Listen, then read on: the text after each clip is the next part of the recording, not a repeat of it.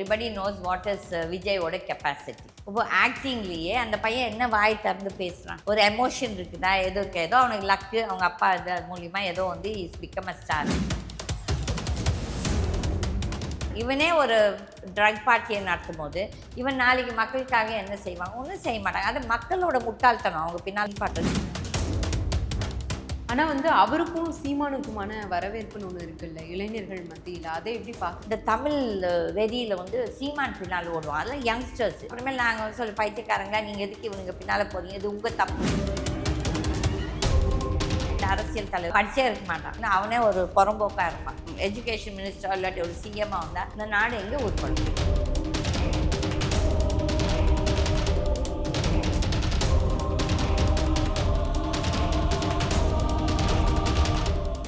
நிறைய இளம் வயசு பசங்க பார்க்கும்போது ஸ்கூல் படிக்கிறவங்களா இருக்கட்டும், கல்லூரி படிக்கிறவங்களா இருக்கட்டும், அவங்க எல்லாருமே வந்து சில தலைவர்களை தேர்ந்தெடுத்து அவங்களுடைய புகைப்படங்களை வந்து தன்னுடைய வாட்ஸ்அப்பில் சோஷியல் மீடியா ஃபுல்லாக டிபியாக வைக்கிறத பார்க்குறோம்.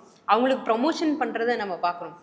ஆனால் வந்து இப்போது விஜய் அவர்களுடைய கட்சிக்குள்ளேயே வந்து உட்கட்சி பூசல் போகுது, ஆனந்த் அவர்களுக்கும் மற்ற உறுப்பினர்களுக்கும் போயிட்டு இருக்கு அப்படின்னு சொல்றாங்க. நீங்க அதை எப்படி பாக்குறீங்க? அது கண்டிப்பா நடந்தே தீருமா? இப்போ வந்து எவ்ரிபடி நோஸ் வாட் இஸ் விஜயோட கெப்பாசிட்டி.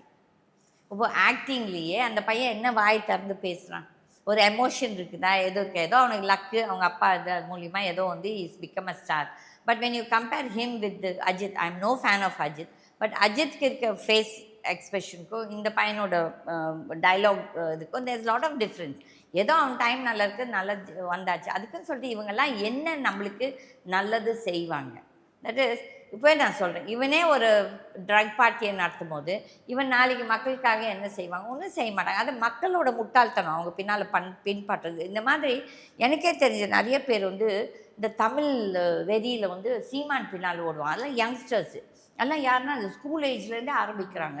அதுக்கப்புறம் அவங்க ஒரு 20-30 வருஷம் அவனோடு போயிட்டு அதுக்கப்புறம் சீமானை பற்றி தெரிஞ்ச உடனே அவங்க வாழ்க்கையே இதாகிடுச்சு. அவங்க குடும்பங்களுக்கு சம்பாதிச்சு பணம் கொடுப்பாங்க, எல்லாம் கட்சிக்கு போய் கொடுப்பாங்க. அதுக்கப்புறம் இப்போ ஃபீல் அந்த மாதிரி நிறைய பேர் என்கிட்டே வந்தாங்க, ஐயோ அம்மா நாங்கள் வந்து இப்படி, அப்புறமேல் நாங்கள் வந்து சொல்லி பைத்தியக்காரங்க, நீங்கள் எதுக்கு இவனுங்க பின்னால் போகிறீங்க, இது உங்கள் தப்புன்னு சொல்லி. அதில் சீமான் வந்து இஸ் அனதர் வெரி பேட். இது நீ வந்துட்டு இன்றைக்கு இருக்க இந்த முற்போக்கு காலத்தில் வந்து நம்ம வந்து எந்த ஒரு மொழியை பற்றி வந்துட்டு நம்ம வந்து கொச்சையும் படுத்த வேணாம், பெருமையும் படுத்த வேணாம். எல்லா மொழியும் தேவை. இப்போ வந்துட்டு நாளைக்கு எனக்கு வந்து கர்நாடகாவில் வேலை கிடச்சிதுன்னு நினச்சிக்கோங்க. அப்போ எனக்கு ஒரு தமிழ் மட்டும் தெரியும், இங்கிலீஷும் தெரியாது, ஹிந்தியும் தெரியாது. எப்படி போய் அங்கே போய் குப்பையை கொட்டுவோம்? அப்போ வந்துட்டு ஒரு 4-5 பாஷை கற்றுக்கிட்டான்னா இதை வந்து நம்மளுக்கு ஒரு செக்யூரிட்டி. இந்த லீடர்ஸ் அதை சொல்லுவாங்களா? இல்லை, இந்த லீடர்ஸ் எப்போவுமே மக்கள் வந்து மக்களாக உட்காந்துட்டு இருக்கணும், மக்கள் வந்து கேள்வி கேட்கக்கூடாது, அவங்களை இப்படியே கொட்டிகிட்டே இருக்கணும்.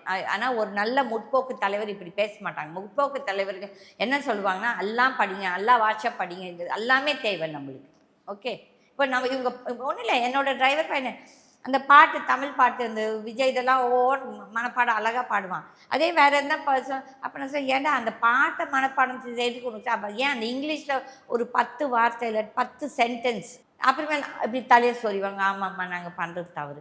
இதை வந்து எடுத்து சொல்கிறது எவ்வளோ பேர்? யாருமே பேசுறது. ஆனால் வந்து அவருக்கும் சீமானுக்குமான வரவேற்புன்னு ஒன்று இருக்குல்ல இளைஞர்கள் மத்தியில், அதை எப்படி பார்க்குறீங்க? அதான் இளைஞர்களுக்கு வந்துட்டு இன்றைக்கி தமிழ்நாட்டில் இருக்க இளைஞர்கள் வந்துட்டு ஒரு அவங்களுக்கு ஒரு உருப்படியான ஒரு தலைவர் அவங்களுக்கு எடுத்து சொல்கிறதுக்கு யாருமே கிடையாது.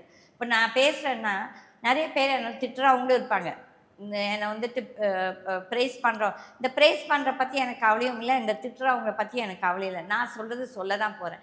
எடுத்துக்கிறதும் எடுக்காததும் அவங்கவுங்க தலையெழுத்து, அவங்கவுங்க தலை விதி. ஓகே, முன்னுக்கு வரதும்னு நினைக்கிறவன் நினைப்பான், சரிவா இந்த அம்மா சொல்கிறது நல்லது தானே. இப்போ நான் என் ஸ்கூலில் வந்து பிள்ளைங்களுக்கு 5 லாங்குவேஜ் கற்றுக் கொடுத்துட்டு இருந்தேன். சின்ன பிள்ளைங்க அழகாக வந்து Malayalam, that is Tamil girl Malayalam, Malayalam girl வந்துட்டு கன்னடம், கன்னடம் கேர்ள் தெலுங்கு, தெலுங்கு டு தமிழ், அப்படி வரும்போது அவங்க 5 பாஷை கற்றுக்குறாங்க. அதுக்கப்புறம் ஹிந்தி, இங்கிலீஷ். அப்போ வந்து ஒரு 5-6 பாஷை கற்றுமா அந்த சைல்டோட மைண்ட் வந்து தே பிகம் வெரி ஸ்ட்ராங்.